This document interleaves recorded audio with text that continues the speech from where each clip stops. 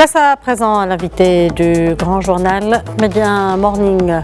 Alors que les frappes israéliennes ont tué des dizaines de personnes au Liban, l'armée israélienne poursuit son offensive contre Gaza. Des bombardements aériens et des tirs d'artillerie visent toujours l'étroite bande de territoire assiégée. Pour faire le point sur les dernières évolutions dans la guerre au Proche-Orient, nous sommes en direct avec Mme Zeina Teibi, journaliste, fondatrice de l'Association des femmes arabes de la presse AFACOM à Paris.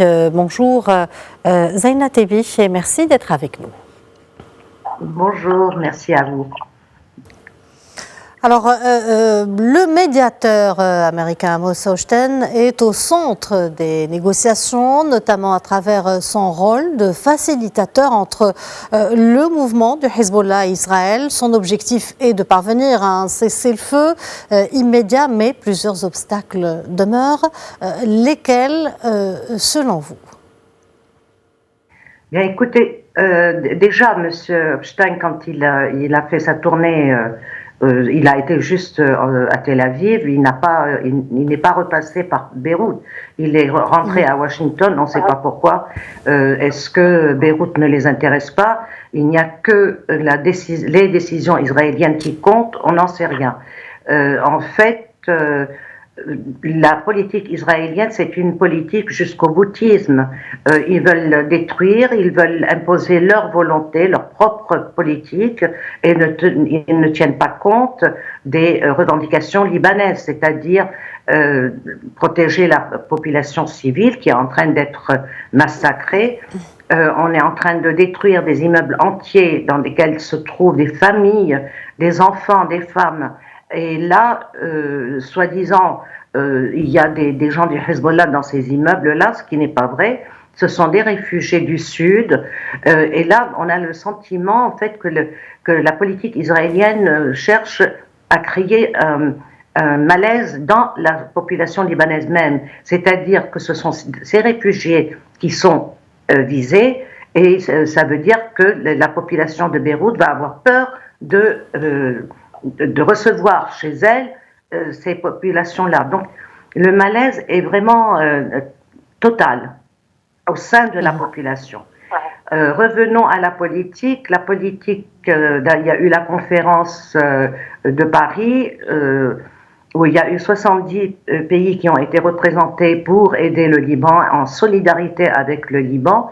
Et le résultat, c'est ce qu'on demande, ce que le Liban demande, c'est un cessez-le-feu, accepte de déployer l'armée libanaise dans le sud afin que les combattants du Hezbollah se retirent au-delà du Litani.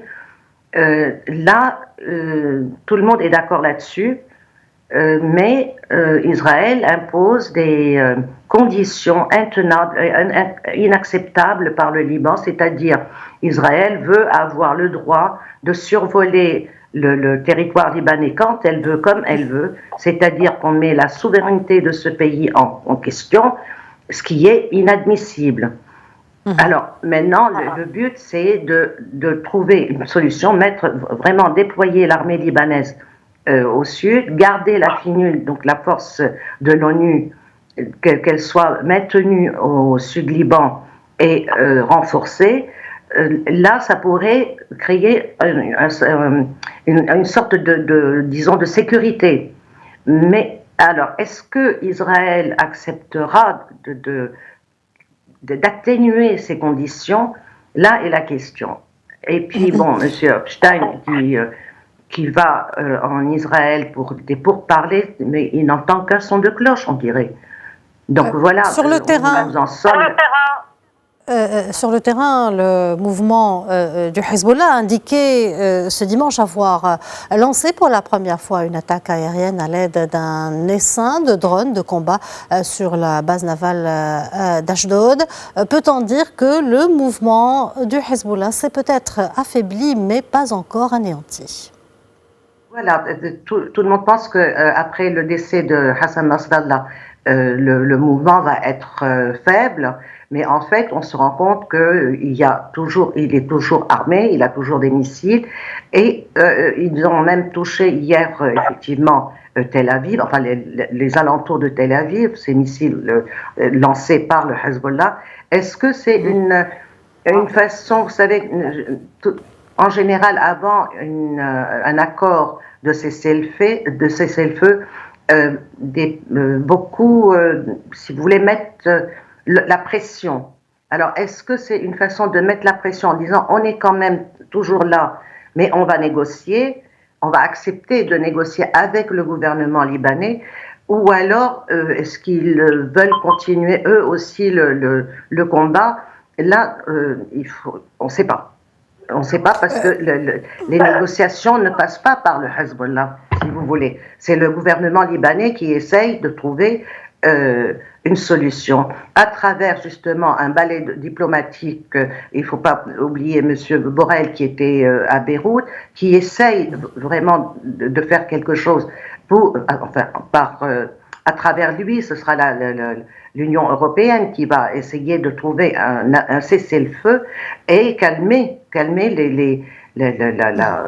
l'offensive israélienne, qui est une offensive qui est, d'ailleurs on voit sur vos images les photos, mais c'est du terrorisme d'État, ça. Du côté de la bande de Gaza, le ministère de la Santé a fait état dans un nouveau bilan publié ce dimanche de plus de 44 000 morts depuis le début de la guerre avec Israël, qui a d'ailleurs lancé de nouveaux ordres d'évacuation dans des zones densément peuplées. Jusqu'où ira l'armée israélienne dans sa guerre contre la bande de Gaza, selon vous? Eh bien, jusqu'à la destruction totale de la population Gazaoui. Vous savez, on se souvient l'année dernière, au tout début de la guerre, il y a eu cette déclaration de plusieurs responsables israéliens qui ont dit exterminez-les tous. Et ça, je pense que le but est là. Ils veulent se débarrasser de la population gazaoui. Ils sont en train de les affamer. Ils ont touché plusieurs ambulances. D'ailleurs, ils l'ont fait même au Liban. Tout ce qui est aide humanitaire donc aide humanitaire et hôpitaux ont été touchés. Je vois pas où est le but. Le but est effectivement pour la population à Gaza, c'est de les affamer, de les tuer. On leur dit de dégager, mais ils vont aller où? Et en fait, on revient à l'idée principale de Netanyahou, c'est-à-dire envoyer la population gazaoui dans le Sinaï en Égypte.